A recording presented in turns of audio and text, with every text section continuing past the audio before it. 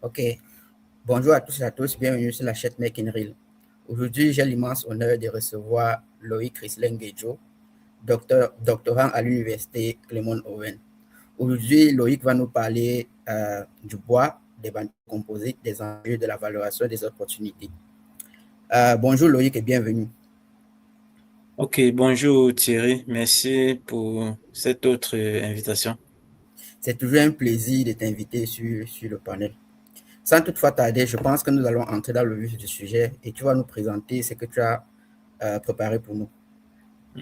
Oui, donc j'ai préparé un peu une petite discussion autour du matériau bois et de ses produits dérivés, ce que j'appelle ici biocomposite, parce que on est voilà en plein dans l'éco-conception, le développement durable et le matériau bois fait partie de l'une des ressources qu'on peut exploiter pour assurer justement tout ce qui est voilà tout ce qui est écologique. Mhm. Donc comme je disais, le bois c'est un matériau que bah voilà on connaît tous le matériau bois, on l'a touché du doigt plus ou moins. Et ici là par exemple j'ai présenté l'utilisation traditionnelle ou alors artisanale du bois. Donc à la maison on avait des chaises, on avait des petits objets d'art en bois, les portes, les battants des portes, il y avait plein de petits objets en bois quoi. Et la question que moi je pose ici c'est très bien, mais est-ce qu'on doit s'arrêter vraiment à cette utilisation de cette ressource qui a un potentiel très énorme? Donc, pour répondre à cette question de pourquoi s'arrêter, je vais vous présenter voilà, quelques exemples de réalisation au-delà de l'artisanal à base du matériau bois. Donc ici, là, l'image ici, c'est une passerelle qui se trouve au centre de Libreville, au Gabon. Donc c'est du lamellé-collé de Padouk et c'est une construction en environnement externe. À droite, je vous présente voilà l'un des plus grands bâtiments en hauteur qui est construit en Suède. C'est du mix bois acier. Donc le bois peut aussi être utilisé dans les constructions en hauteur. Donc vous voyez le gap direct entre une structure, euh, voilà, j'ai envie de dire une petite structure, une petite passerelle, à un bâtiment de très grande hauteur, quoi. Avant de continuer, je voudrais savoir si tu connais un peu le pourcentage de matériaux bois qui a été utilisé dans cette construction euh, que tu as dit en Suède. Je ne sais pas, peut-être 50% et l'acier 20%, je ne sais pas trop. Bon, généralement, aujourd'hui, ce qu'on essaie de faire, c'est d'aller progressivement vers le plus de bois possible. Je n'ai pas le pourcentage de matière bois utilisée dans le bâtiment, mais je sais que dans l'esprit dans l'esprit du projet, c'était justement de mettre le plus de bois possible, en tout cas. Ok. Mhm. Parce que je ne vais pas revenir ici sur ces dernières semaines en Europe, dans beaucoup de pays d'Europe, il y a eu une vague de canicule voilà, qui a fait très fort. Et franchement, dans une maison en matériaux contemporains, là, je vais citer le béton, c'est invivable, hein. C'est invivable. Et je pense que vous avez, je sais pas, vous verrez nettement le gap entre une construction, une maison dans laquelle, voilà, il y a eu plus de matériaux éco, comme le bois, par exemple, par rapport à une maison où les quatre murs sont en béton armé. C'est invivable. Ok. Mm.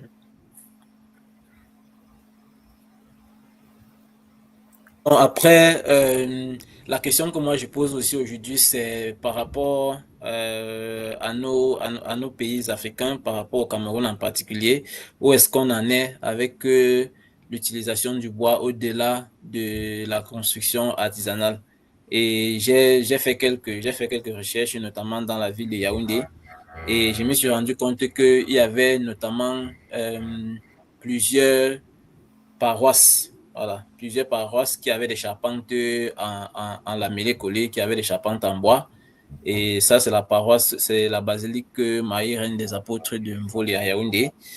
Voilà, construction d'à peu près 30 ans d'âge. Et la structure est pratiquement intacte. Et on a fait un petit diagnostic pendant qu'on était là et on a remarqué qu'il y avait quelques petites fissures, notamment, voilà, ce sont des fissures dues aux infiltrations. Et justement, c'est par rapport à cette thématique-là que j'ai fait mes travaux de thèse pour essayer de comprendre le comportement des structures fissurées comme ça, là, en présence des variations d'humidité, des températures, de tout ce qui va avec.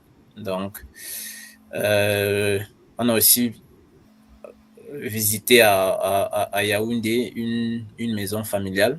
Et là, vous pouvez remarquer que le gars a pratiquement bâti toute sa maison avec du bois, hein, jusqu'à la toiture. Jusqu'à la toiture, il a fait un mix de plusieurs essences tropicales. L'intérieur, c'est du bois, toutes les facettes sont en bois. Même l'hyperstructure, la superstructure est en matériaux bois, hein. C'était impressionnant. Ok, ok. Avant que tu ne continues, j'ai une question. Tu as parlé des essences du bois. Dans ta diapositive précédente, tu as parlé des essences du bois au Cameroun. Et actuellement, tu es un ingénieur qui a fabriqué complètement sa maison en bois. Même, je vois même que le toit est fait en bois. Donc, tout est en bois. Donc, ma question maintenant est que le pays, le Cameroun, on sait que le Cameroun, c'est un pays exportateur de bois. Donc, c'est un pays qui a énormément de variétés de bois. Pourquoi cette matière-là n'est pas encore utilisée, disons, à peut-être plus de 50% comparé au béton et les autres matériaux de construction? Pourquoi est-ce que le bois n'est pas encore mis en avant dans les pays comme le Cameroun? Est-ce que c'est dû au fait que la compréhension, peut-être d'un point de vue, comment dire, physique même, c'est-à-dire la maîtrise même du comportement du bois, ainsi de suite. Est-ce que c'est peut-être dû au fait que les Camerounais ne sont pas encore assez ancrés dans ce type de recherche qui leur permet de maîtriser le comportement du bois, ou les raisons sont tout autres, un peu comme les raisons économiques, il ne sait pas trop, bien peut-être politique aussi. Qu'est-ce que tu penses de ça? Bon, moi, je vais te dire ce que je pense. Ça fait longtemps que je me pose aussi la même question que toi, mais je pense qu'il y a plusieurs niveaux de difficultés. Déjà, euh, du point de vue politique, moi, je pense que c'est le premier point que je soulèverai parce que je vais prendre l'exemple du Gabon qui, depuis 2008, si je ne dis pas de bêtises, a stoppé l'exportation de ces ressources forestières. Donc, il n'y a plus de grumes, de grosses grumes de bois qui sortent du Gabon. Ça fait qu'on est obligé de faire la transformation locale. Ça, c'est le premier point. Donc, si on fait la transformation locale, ça veut dire qu'il doit être utilisé de façon locale. Et si il n'y a plus d'exportation, ça veut dire que les marchés ou alors les maîtres, comment on dit ça? Euh, les marchés peuvent être réalisés à partir de ces matériaux parce que l'une des problématiques aussi qui fait qu'on ne construit pas ou que toi et moi ne construisons pas en bois, c'est que euh, instantanément, une construction en bois coûte plus cher qu'une construction en béton, justement parce que le bois est cher. Le bois est cher parce que il y a voilà, il y a de l'exportation. Donc, je pense qu'il y a une volonté politique, n'est-ce pas? Si on limite l'exportation du bois, je pense que ça va être très important. Ça va faire une avancée assez intéressante. Donc, après, contrairement au béton, les ingénieurs sont assez à l'aise avec le béton parce que bah, ça fait des années et des années qu'on utilise le béton. On sait que le béton travaille en compression. Dans une structure, une poutre en béton travaille uniquement en compression. Il y a beaucoup de logiciels de calcul de structure de béton armé, mais il y en a très peu de logiciels Il y de a même des calcul de momentos, il y a même des momentos qui existent déjà, qui donnent certaines, comment dire, si tu veux faire tel type de béton armé, il te faut telle quantité, telle quantité. Il y a déjà tout ça qui existe. Exactement, exactement. Et le bois, malheureusement, ce n'est pas le cas parce qu'il y a une variabilité incroyable. Il y a une variabilité incroyable au sein de la population, ce qui fait que la maîtrise de son comportement est jusqu'aujourd'hui encore, en ce qui concerne les bois tropicaux, c'est encore très, très aléatoire parce que c'est aussi l'une des raisons, je parlais du prix tout à l'heure. Les quelques essences qu'on maîtrise, on en maîtrise quelques et c'est ça que tout le monde utilise. Ce qui fait que tu comprends que ça va être cher, quoi. Ok. Ça va être cher. Alors, pourtant, on a plus de 600 essences de bois dans les forêts, dans la forêt équatoriale. Cameroun, RDC, Gabon, on a plus de 600 espèces de bois. Et maximum, on est dans les 15% de ce potentiel qui est utilisé. C'est ça qui fait que le prix est aussi cher. Donc après, le bois, c'est un matériau complexe. Il est anisotrope, il est orthotrope. Ça veut dire que ses propriétés varient d'une direction à une autre. Il y a trop de variabilité d'une essence à une autre en fonction de la croissance du milieu dans lequel le bois a poussé et tout ça. Le comportement est très différent. Moi, je comprends aussi le fait que jusqu'à aujourd'hui, il n'y a pas de logiciel de calcul, il n'y a pas de guide de construction, un peu comme celui qu'on a pour le béton, parce que imagine si on doit avoir un guide pour chaque essence, on ne s'en sortira pas. Donc aujourd'hui, Effectivement, effectivement. voilà, aujourd'hui, en tout cas, l'un des combats que moi je mène, c'est de pouvoir déjà essayer de faire ressortir plus d'essence de la forêt, c'est-à-dire de les caractériser au moins mécaniquement, physiquement, des propriétés basiques déjà pour savoir la résistance en traction, la résistance en flexion, la résistance en compression et tout ça, pour que on ait déjà plus d'essence sur le marché, ce qui va permettre de réduire en quelque sorte le prix des essences qu'on appelle des essences nobles en apportant aussi des essences de promotion, des essences secondaires sur le marché. Maintenant, du point de vue plus technique et du point de vue de l'ingénieur, il faut vraiment bâtir un guide d'utilisation, un guide de construction. C'est, ça a été fait en Europe avec l'Eurocode 5 depuis très longtemps. Ouais, ouais, Euh, bien sûr. ils ont la même problématique que nous. Il y a aussi plusieurs essences de bois, mais l'Eurocode 5, quand tu le prends, tu vois quand même qu'il y a certaines bases. Il y a toutes les constructions qui sont, tous les dimensionnements de structures en bois en Europe sont basés sur les formulations de l'Eurocode. Moi, je milite justement pour qu'on puisse avoir une version de l'Eurocode parce que certains de nos ingénieurs utilisent l'Eurocode. Mais si tu appliques les calculs de l'Eurocode à une essence de bois tropicale, moi, je sais pas, c'est pas très intéressant parce que ces essences, ces bois-là n'ont pas les mêmes caractéristiques, n'ont pas grandi dans le même milieu, quoi. Effectivement, effectivement, ce que tu dis, tu as parfaitement raison. Actuellement, j'ai même rédigé un article avec un étudiant au Cameroun, là où nous utilisons les recours pour valider certains résultats. Et Voilà. laisse-moi te dire que ce n'est pas aussi simple que ça. Parce Mhm. que les caractéristiques, généralement, de l'eurocode, il peut te dire que ça ne regroupe pas tous les essences de bois, quoi. Mhm. Donc après, je profite aussi de ce panel pour lancer cet appel-ci pour dire tous ceux qui vont voir la vidéo, qui travaillent dans le domaine du bois, moi je veux qu'on puisse collaborer, qu'on puisse créer une sorte de synergie parce que le guide de construction que j'ai dit tout à l'heure, moi je l'ai baptisé entre guillemets l'Africode. Euh, je ne pourrais pas, ou alors le petit groupe que nous sommes, on ne pourra pas gérer la situation tout seul. Parce que si on veut qu'il y ait le maximum d'informations, il faut vraiment qu'on puisse mutualiser l'ensemble des efforts. Parce que je sais qu'il y a pas mal de travaux. Si je pense seulement le Cameroun, il y a toute une équipe à l'université de Yaoundé. Je pense qu'il y a même toute une école de bois au Cameroun. À Douala, il y a beaucoup de chercheurs qui travaillent aussi sur le bois, mais il faut qu'on puisse se rencontrer et fédérer, n'est-ce pas, l'ensemble de nos produits de recherche pour concevoir ce guide de construction-là. Effectivement, moi, je pense que c'est aussi ça le but du panel, de pouvoir Mhm. valoriser, de pouvoir attirer les chercheurs de telle sorte qu'on puisse se mettre ensemble pour construire quelque chose qui est particulièrement d'un point de vue de la souveraineté d'abord africaine. Donc, je pense que c'est très important. Donc, on peut continuer sur notre présentation. Ok. Ok. En fait, ce que je voulais dire, c'est qu'aujourd'hui, mon objectif, ce n'est pas dans un premier temps qu'un Camerounais lambda puisse construire sa maison en bois, parce qu'au-delà même de tous les aspects que nous venons d'évoquer, il y a aussi des aspects anthropologiques, il y a aussi des aspects psychologiques. Quand on parle de la construction en bois, beaucoup de personnes voient ce qu'on appelle les maisons en carabote, qui sont considérées comme des constructions provisoires.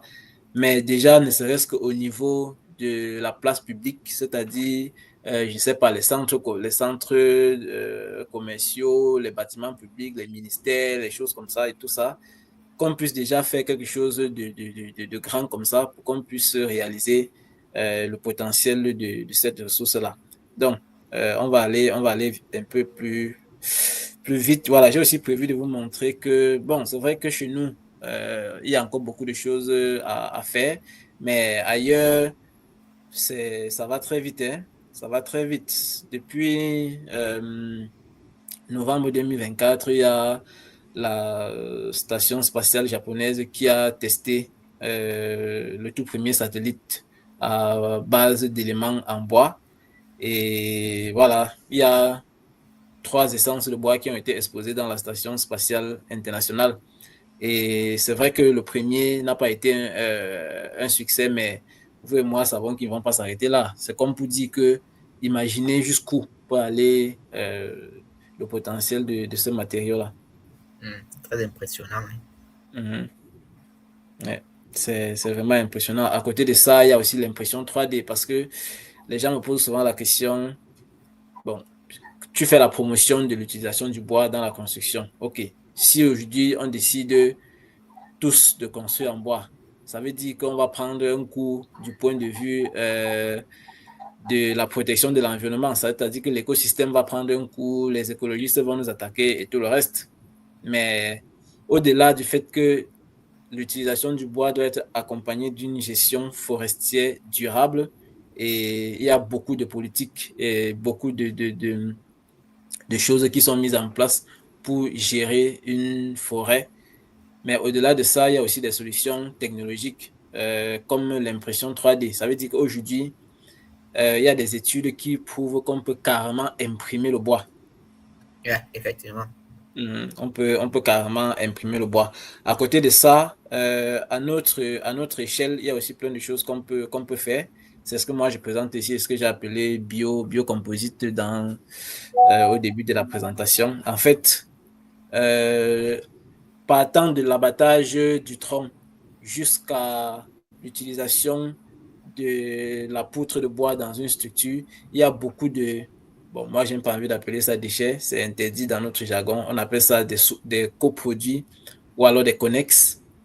Vraiment, ces connexes peuvent être réutilisés de plusieurs façons. Et comme moi, je m'intéresse au génie civil, c'est-à-dire aussi à la formulation de matériaux durables, quoi. Donc, on peut récupérer ces connexes de bois et on les mélange, comme c'est le cas ici, avec un biopolymère pour obtenir ce qu'on appelle un matériau composite. Et voilà, c'est ce qu'on a essayé de faire, c'est ce qu'on essaie de faire aujourd'hui avec certaines essences certaines essences du Gabon, et on s'est rendu compte qu'on pouvait avoir des composites avec des résistances voilà, assez importantes. Je ne dis pas que ce composite va être utilisé, par exemple, comme une poutre qui reçoit de grosses charges dans une structure, mais rien que pour le remplissage, au lieu de mettre encore le parpaing, on peut carrément mettre euh, on peut carrément remplacer, n'est-ce pas, par des composites biosourcés à partir de bois. Et vous voyez que ça participe justement à l'économie circulaire. Yeah. Mhm. Ouais. OK. Il y a une question qui me vient à l'esprit là. Bon, supposons que le Cameroun veut se lancer dans l'utilisation du bois de manière générale ou bien de manière intense pour pouvoir construire les bâtiments. Quelle est la procédure que tu vas donner aux ingénieurs pour pouvoir maîtriser le bois? Parce que je suppose que le bois, c'est un matériau qui non seulement c'est un matériau qui change de comportement en fonction des cycles. Donc, c'est-à-dire, en saison sèche, le bois se ramollit, donc c'est-à-dire le bois se rétracte. En saison pluvieuse, on a le bois qui va se dilater. On a des choses comme ça. Comment est-ce que tu vas donner, quelle est la procédure que tu vas donner pour que les ingénieurs puissent appréhender cela d'un point de vue d'abord de la modélisation, parce que tu sais que bon, c'est vrai que sur le panel, on parle plus des méthodes numériques et de modélisation. J'aimerais que tu essayes de donner un workflow qui peut permettre, notamment, tu peux aussi prendre cela dans ta thèse, ce que tu fais actuellement dans ta thèse, pour expliquer la procédure pour qu'un ingénieur qui est en train de t'écouter puisse sentir que c'est quelque chose qui est faisable et que l'on peut utiliser des ordinateurs, des méthodes numériques pour pouvoir appréhender et approcher ce type de problème. Alors, il faut déjà savoir que les problématiques de durabilité n'effraient pas les ingénieurs. Parce que si tu sors, tu balades ton micro au quartier, tu dis maison en bois, maison en béton, qui va durer plus que l'autre? Je pense que la tendance te dira que c'est la maison en béton qui va durer plus que la maison en bois, ce qui est archi faux. Parce que les Européens ont des constructions de plus de 500 ans à base de matériaux bois. C'est-à-dire que tu vois une vieille construction aujourd'hui et tu as une poutre qui tient en bois depuis 500 ans. Ça, c'est prouvé et c'est démontré. Et en Europe, ce sont des essences tempérées, contrairement en Afrique où on a des essences tropicales qui sont beaucoup plus denses et qui résistent beaucoup plus aux attaques biologiques et aux attaques des champignons. Donc, sur les questions de durabilité, vraiment, il n'y a pas de quoi s'inquiéter. Naturellement, on ne laisse pas le matériau bois à l'air libre. Il y a des traitements, des pré-traitements qu'on peut faire et tout ça. Et aujourd'hui, le challenge aussi, comme ce sont des traitements jadis chimiques, on ne veut plus ce type de traitement. Donc, il faut aussi penser à des solutions écologiques de traitement du matériau bois. Donc, quand il est bien traité, vraiment, il peut faire plus de temps que vous ne l'imaginez. Donc, ça, c'est le premier point. Maintenant, comme c'est un matériau qui vit, c'est un matériau qui respire, ça veut dire que si vous l'exposez à l'humidité par rapport à sa densité ou alors par rapport à sa teneur en eau interne, il va soit absorber de l'eau, soit désorber de l'eau. Et ça participe donc à ce qu'on appelle les phénomènes de retrait et de gonflement. Et ces phénomènes de retrait et de gonflement participent à l'instabilité dimensionnelle. Donc, voilà, ma thèse, par exemple, a pour but justement de pouvoir aussi anticiper sur ces phénomènes-là pour savoir quel sera le comportement. Donc, on parle donc de modélisation, on parle de simulation, on parle de jumeaux numériques et tout ça. Donc, voilà, j'ai pris la question un peu par l'autre bout pour répondre justement à la problématique de la durabilité et de l'anticipation de la prédiction. Maintenant, un peu plus haut, disons que la première chose va être d'avoir le matériau, c'est-à-dire de pouvoir d'être en mesure d'avoir à disposition le matériau. Et comme je dis, si c'est une affaire publique, bah, on peut facilement gérer la situation puisque dans nos forêts, ça existe du matériau bois. Après,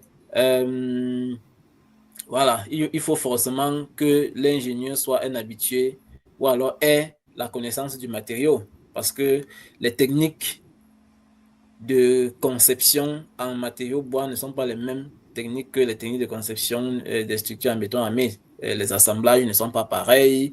Le bois, lui, travaille à la fois en torsion, en compression, en torsion et tout ça. Donc, en fonction de toutes ces sollicitations, l'ingénieur doit savoir comment l'utiliser dans telle ou dans telle autre partie de la structure. Et voilà, ça rejoint un seul objectif, qui est celui qu'on a évoqué tout à l'heure, celui d'avoir un guide pratique de construction qui est homologué, qui est standardisé et qui puisse être compris par tous les ingénieurs. Ok, ok. Bon, et je pense qu'on touche déjà à la fin. Donc, je vais juste te poser une question par rapport à quel est ton conseil. Donc, quel est le conseil que tu donnes donc au Cameroun pour que les Camerounais, en fait, pour que le Cameroun en général puisse vraiment attaquer ce problème-là? Et quelle est la stratégie que toi tu proposes? Je, je vais faire une petite citation. Je travaille avec un acteur de la transformation du bois à Yaoundé et il me faisait comprendre que il est plus difficile pour toi de couper l'arbre qui est derrière ta maison, plus qu'un, je ne sais pas, un Chinois ou bien un Japonais qui va sortir de Chine et venir couper le bois derrière toi. Ça veut dire que le bois qui est derrière chez toi, tu ne peux pas le couper, mais quelqu'un va sortir de la Chine et venir couper ça, toi, tu seras là. Donc, moi, j'exhorte les pouvoirs publics, le ministère en charge des forêts, bien évidemment en collaboration avec le ministère en charge des travaux publics et tout ça, de faciliter l'accès à la ressource. Ok, De faciliter l'accès à la ressource. Parce que euh, de faciliter l'accès à la ressource, ça c'est d'un. De deux, d'encourager, n'est-ce pas, les recherches ou alors d'encourager la pratique, le travail du matériau bois, d'encourager des formations dans la maîtrise de comportement de ce matériau et de créer des structures voilà, avec des équipements assez sophistiqués pour pouvoir étudier en profondeur le matériau et véritablement travailler sur le guide le guide pratique d'utilisation, comme je disais tout à l'heure. Ouais, vraiment. l'Afrique haute. Exactement, exactement. Donc, après, après maintenant, comme je dis, moi, je pense que il y a vraiment beaucoup de Camerounais, il y a beaucoup d'Africains qui ont du potentiel pour faire ce travail-là. Et que ce soit du point de vue de la recherche ou bien que ce soit du point de vue pratique. Euh, voilà. En tout cas, il y a de la matière pour faire ça. Donc, moi, la première décision que je prendrais, c'est de dire faciliter l'accès à la ressource, bien évidemment contrôler avec toutes les politiques qui vont avec, encourager la recherche, encourager la transformation locale, limiter l'exportation et favoriser la transformation locale parce que ça va créer vraiment beaucoup de débouchés et ça va participer à une économie circulaire plus durable, plus solide et plus souveraine, en tout cas. Ok, merci Oui. Loïc de cette réponse-là. C'était un plaisir de t'avoir sur le panel. En guise de publicité, je voulais dire à nos interlocuteurs, en fait, à ceux qui nous écoutent, que Loïc est chercheur actuellement à l'Université Clément Oven. Il est auteur de plusieurs articles, notamment dans le domaine du bois et aussi que dans les méthodes numériques qui sont en accord avec le bois. Donc, généralement, il utilise les méthodes numériques pour essayer de comprendre le comportement du bois et pas que les méthodes numériques, il fait aussi beaucoup dans l'expérimental. Donc, si vous êtes intéressé à plus de travaux, vous pouvez nous écrire, on va vous partager ces articles, ou bien vous pouvez tout simplement taper son nom de recherche Gate ou bien Google Scholar, vous devez trouver tous ces travaux. Bon, et aujourd'hui, nous avons tout simplement parlé un peu et brossé un peu les généralités et les opportunités qu'il y a derrière le bois. Et plus tard, nous allons entrer un peu plus en détail de comment est-ce que ce type de choses-là, comment est-ce qu'on les modélise. Et Loïc va encore nous faire l'immense plaisir d'être là pour expliquer comment est-ce qu'il approche ce type de problème-là d'un point de vue mathématique d'abord et aussi d'un point de vue numérique. Bon, je pense que j'ai terminé. Loïc, si tu as un dernier conseil ou bien un dernier mot, après ton mot, je veux clôturer la conversation. Ok, ok, bon, il y a une expression que j'ai beaucoup rencontrée, qui m'a beaucoup parlé ces dernières semaines, c'est la décision du gouvernement chinois qui, voilà, a justement décidé de faire un autre type de thèse. Et je pense qu'il y a le président J'ai apprécié ça. il y a le président du FASO qui a aussi repris l'initiative. Vraiment, je suis particulièrement touché par cette initiative. Tout à l'heure, tu m'as présenté comme le chercheur avait beaucoup d'articles et tout ça. Mais aujourd'hui, moi, je veux absolument que ces articles servent à quelque chose. C'est la raison pour laquelle j'ai décidé d'industrialiser. Je vais commencer par l'échelle la plus basse, avec les ressources que j'ai, avec les moyens que j'ai à ma disposition, d'industrialiser tous les process que j'ai formalisés au niveau du laboratoire. Donc, il y a beaucoup de projets sur le matériau bois, ne serait-ce qu'en passant du domaine du génie civil. Vous avez vu qu'on pouvait prendre les sous-produits, c'est-à-dire ce qu'on appelle le copeau, ou bien les résidus de bois, et en faire un matériau de remplissage. Donc ça, c'est un projet effectivement ou alors, voilà, qu'on va implémenter. Il y a la production d'énergie. Donc, c'est-à-dire, si vous récupérez ces mêmes connexes et que vous créez des conditions de bioconversion en énergie, vous allez pouvoir fabriquer, j'ai envie de dire ça, vous allez pouvoir produire, pardon, de l'énergie. Vraiment, il y a beaucoup de choses à faire. Et c'est vraiment dans cette, voilà, dans cette directive-là, dans cette logique qu'il faut s'inscrire. Je pense qu'on y arrivera.